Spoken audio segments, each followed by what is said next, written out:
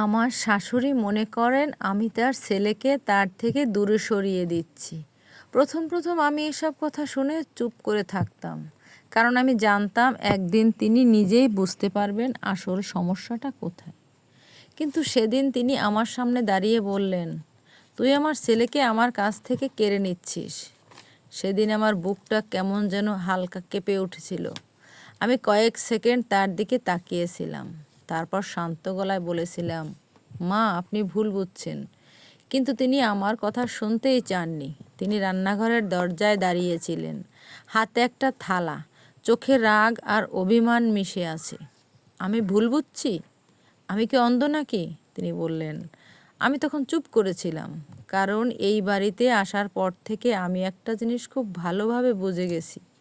কিছু কিছু মানুষ সত্য জানার আগে কাউকে দোষী বানিয়ে ফেলতে খুব ভালোবাসেন।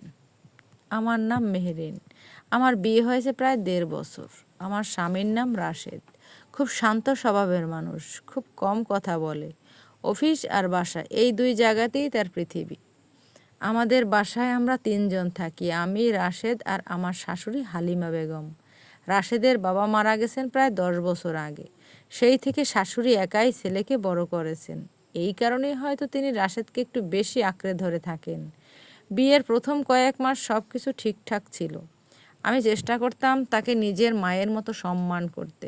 সকালে উঠে তার জন্য চা বানাতাম, রান্না করতাম, ঘরের সব কাজ ঠিকঠাক রাখার চেষ্টা করতাম। তিনি খুব একটা খারাপ ব্যবহার করতেন না, কিন্তু ধীরে ধীরে আমি লক্ষ্য করলাম তার চোখে আমার প্রতি একটা অদ্ভুত সন্দেহ তৈরি হচ্ছে। প্রথমে সেটা ছোট ছোট কথায় বোঝা যেত। একদিন বললেন, রাশেদ আগে অফিস থেকে এসে আমার সাথে বসে গল্প করত, এখন তো সোজা রুমে চলে যায়। আমি তখন হেসে বলেছিলাম, কাজের চাপ হয়তো বেড়েছে মা।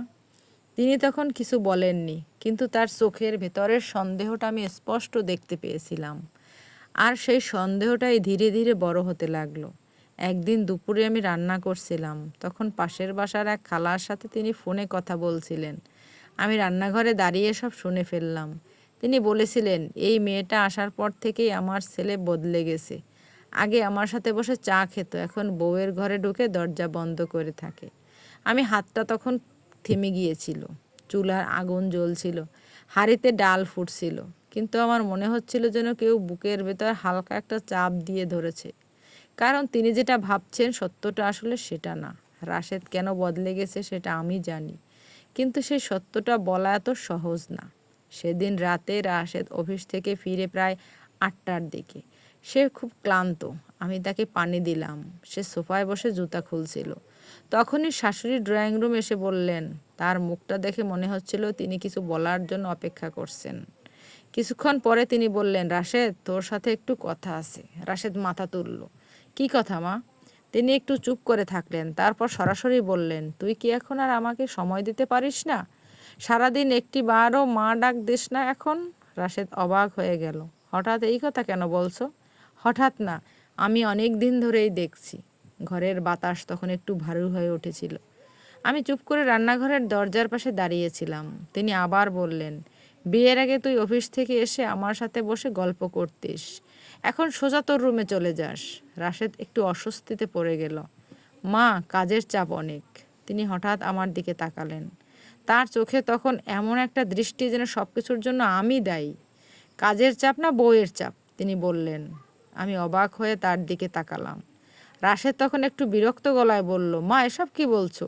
তিনি এবার সরাসরি বলে ফেললেন, আমি যা দেখছি তাই বলছি। তোর বউ তোকে আমার থেকে দূরে সরিয়ে দিচ্ছে। ঘরের মধ্যে কয়েক সেকেন্ডের জন্য পুরো নীরবতা নেমে এলো। আমি অনুভব করলাম আমার হাতটা ঠান্ডা হয়ে গেছে। রাশেদ আমার দিকে তাকালো। তার চোখে একটা অদ্ভুত দ্বিধা। সে জানে সত্যটা কি, আমিও জানি, কিন্তু আমরা কেউই সেই কথাটা বলতে পারছি না। আমি ধীরে ধীরে বললাম, মা, আপনি ভুল বুঝছেন। তিনি হেসে উঠলেন। সেই হাসির মধ্যে বিশ্বাসের কোনো ছাপ ছিল না। আমি বুড়ো হতে পারি, কিন্তু বোকা না। তারপর তিনি ধীরে ধীরে বললেন, একদিন সব সত্য বের হবে, তখন বুঝবো কে ঠিক। তিনি চলে গেলেন।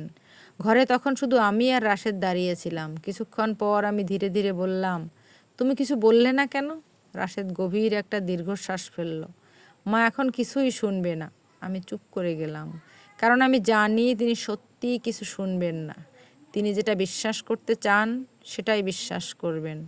কিন্তু আমার মনে তখন একটা ভয় কাজ করছিল, কারণ আমার শাশুড়ি এই পৃথিবীতে সবচেয়ে বেশি ভয় পাচ্ছেন তার ছেলেকে নিয়ে।